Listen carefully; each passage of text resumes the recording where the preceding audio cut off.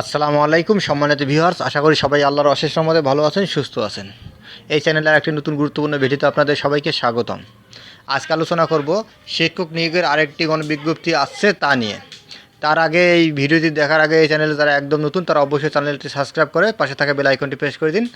আর যারা ইতিমধ্যে সাবস্ক্রাইব করেছেন তাদেরকে জানাই অসংখ্য ধন্যবাদ। শিক্ষক নিয়োগের আরেকটি গণবিজ্ঞপ্তি আসছে। বেসরকারি শিক্ষা প্রতিষ্ঠানে ৯৬,০০০-এর বেশি শিক্ষক নিয়োগের আবেদন গ্রহণ চলছে। চলতি মাসেই এ নিয়োগের প্রাথমিক সুপারিশ করা হতে পারে। এরপর কতগুলো পদ শূন্য রয়েছে তা যাচাই করে দ্রুত আরেকটি গণবিজ্ঞপ্তি প্রকাশের কার্যক্রম শুরু করা হবে।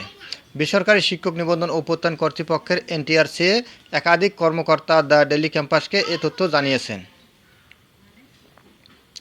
জানা গেছে, পঞ্চম গণবিজ্ঞপ্তিতে সারা দেশে ৯৬,৭৩৬ জন শিক্ষক নিয়োগের উদ্যোগ নিয়েছিল এনটিআরসিএ। তবে আদালতের নির্দেশনা এবং নিবন্ধন নীতিমালা অনুযায়ী এই গণবিজ্ঞপ্তিতে কেবলমাত্র ১৬তম এবং ১৭তম শিক্ষক নিবন্ধন পরীক্ষা উত্তীর্ণরাই আবেদনের সুযোগ পাচ্ছেন। ফলে এই বিপুল সংখ্যক পদ শূন্যই থাকবে। এই অবস্থায় থাকা শূন্য পদগুলো পূরণের আরেকটি গণবিজ্ঞপ্তি প্রকাশ করতে চায় এনটিআরসিএ। পঞ্চম গণবিজ্ঞপ্তিতে কতকগুলো পদ শূন্য থাকে সে বিষয়টি বিবেচনা করে চলতি বছরে এ গণবিজ্ঞপ্তি প্রকাশ করা হতে পারে। পঞ্চম গণবিজ্ঞপ্তির প্রাথমিক সুপারিশের পর এ বিষয়ে সিদ্ধান্ত নেওয়া হবে। এই বিষয়ে এনটিআরসিএর সচিব ওবায়দুর রহমান দ্য ডেইলি ক্যাম্পাসকে বলেন, পঞ্চম গণবিজ্ঞপ্তিতে কতকগুলো পদ শূন্য থাকে সে বিষয়টি বিবেচনা করে ষষ্ঠ গণবিজ্ঞপ্তির কার্যক্রম পরিচালনা করা হবে। এ বিষয়ে এর বেশি কিছু বলা সম্ভব নয়। এদিকে আগামী সপ্তাহে পঞ্চম গণবিজ্ঞপ্তির প্রাথমিক সুপারিশ নিয়ে আলোচনা করতে সভা ডেকেছে এনটিআরসিএ। আগামী সপ্তাহের শেষ দিকে টেলিটকের সঙ্গে সভা করবে সংস্থাটি।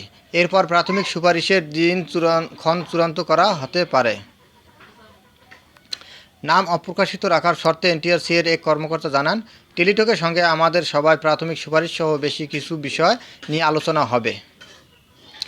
ওই সভা শেষে প্রাথমিক সুপারিশ কবে করা হবে সে বিষয়ে সিদ্ধান্ত নেওয়া হতে পারে।